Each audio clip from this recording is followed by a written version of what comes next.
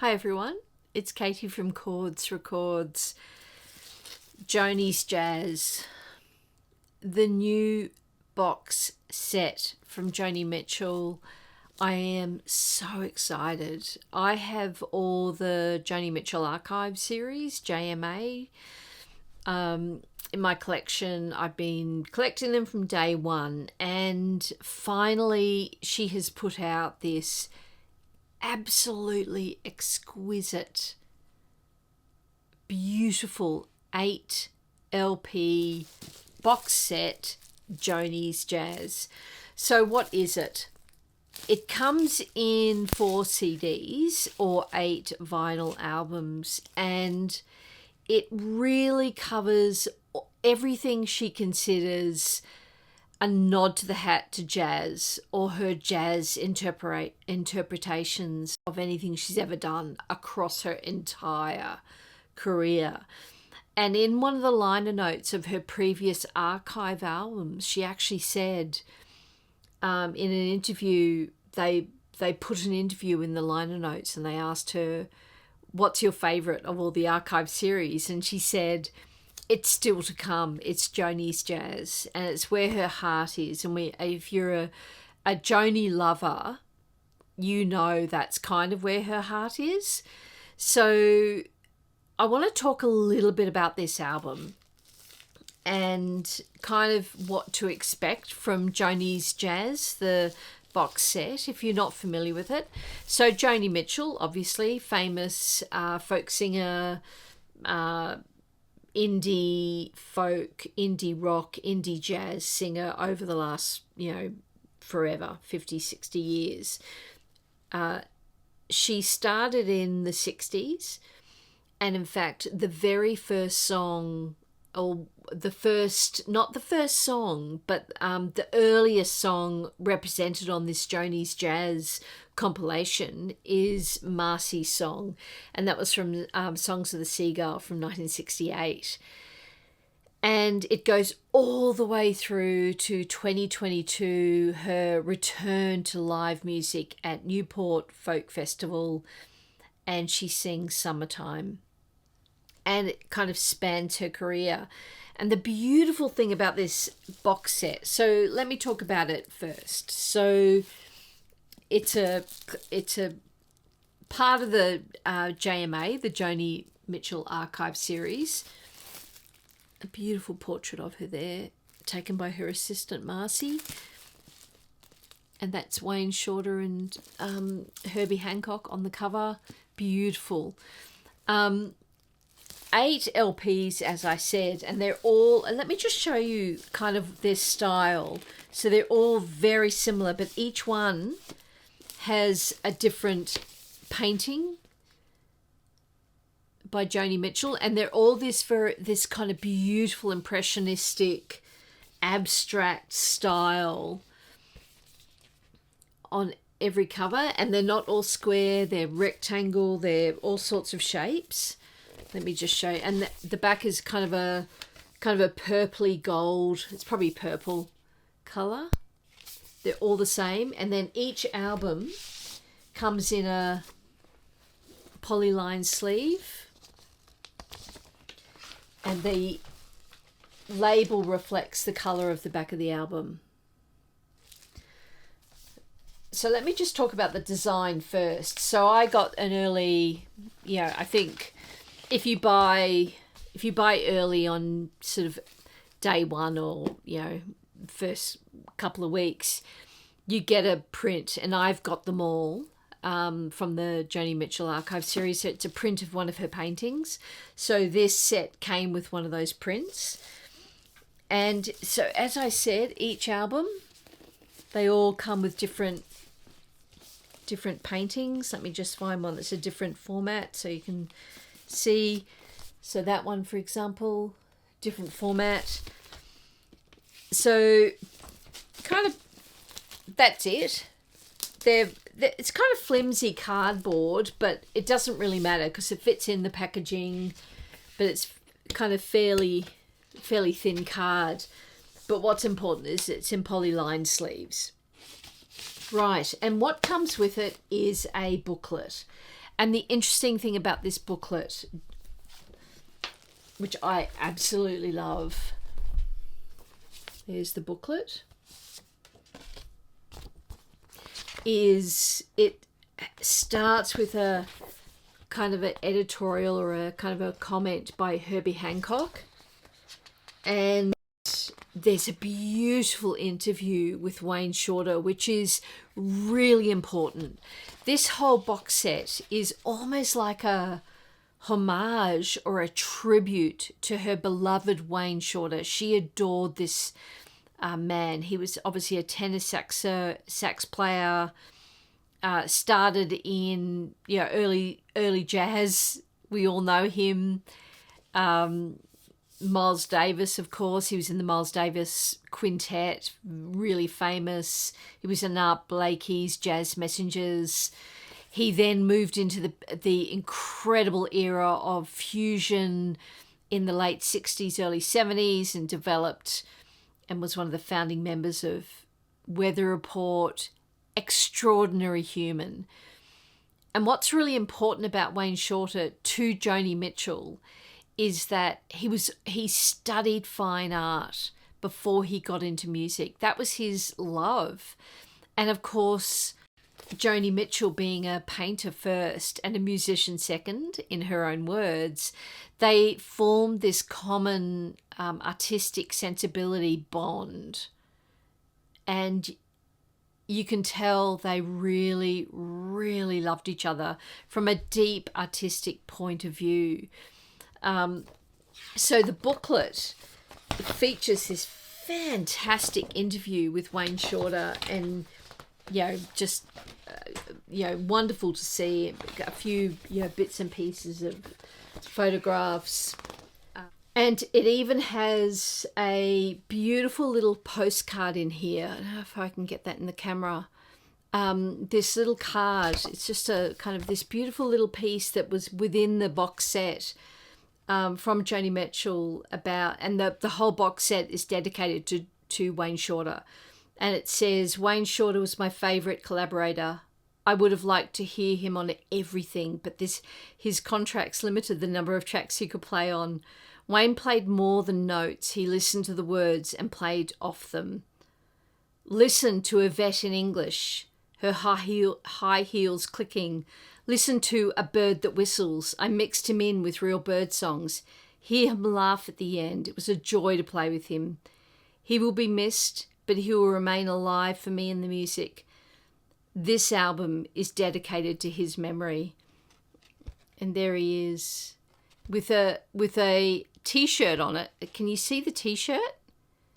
She's replicated it. I'll stand up so you can see it. Joni, Wayne, Herbie and Jarko. If you go to her site, you can buy this t-shirt. It's absolutely superb. So you get the vibe. So the really great thing about this booklet is these final couple of pages here. And I have listened to the entire 8 albums, and it was a sonic joy. I have read online that some people kind of think of it as they're a bit disappointed because there's only 2 or 3 never heard before pieces. Everything else you can find on various albums. In fact, I think it's there's a few demos on here, but they've all been released. So Joni diehards are a bit disappointed. But when I put it on, and I spent hours with this album, I spent an entire weekend with this box set, and it was my favourite Joni style. I love Joni in her kind of jazzy best. So we're talking Wayne Shorter on tenor sax, we're talking Jaco Pastorius on bass, or Herbie Hancock on piano, or Larry Klein, her husband at one point, on bass, and he produced some of the stuff. Like, she really dives deep into this stuff, and it's beautiful. And that bonus for people listening to this on a high fidelity system, or if you're really into good audio, it sounds beautiful. These vinyls are really, really quiet. So most of them have been remastered. Most of the tracks have been remastered by Bernie Grundman. There are quite a few tracks that haven't, and there is some speculation there's something going on with Geffen. She can't get the master tapes or something, but it all sounds really, really good. If you love this kind of era of Joni, you can put this on, particularly if you're streaming or on CD and you can walk away. It's just never-ending, beautiful, deep bass notes, and Joni's kind of flying in and out and floating with beautiful jazz chords. It's just, you can tell I love it. It's stunning. But let me talk about the actual box set so you can get an idea. Interestingly enough, it's not in chronological order. So there's 61 tracks in all. And as I said, there's 3 or 4 demos on there. And the demos themselves, you would think are fully produced kind of songs. They're incredible. They're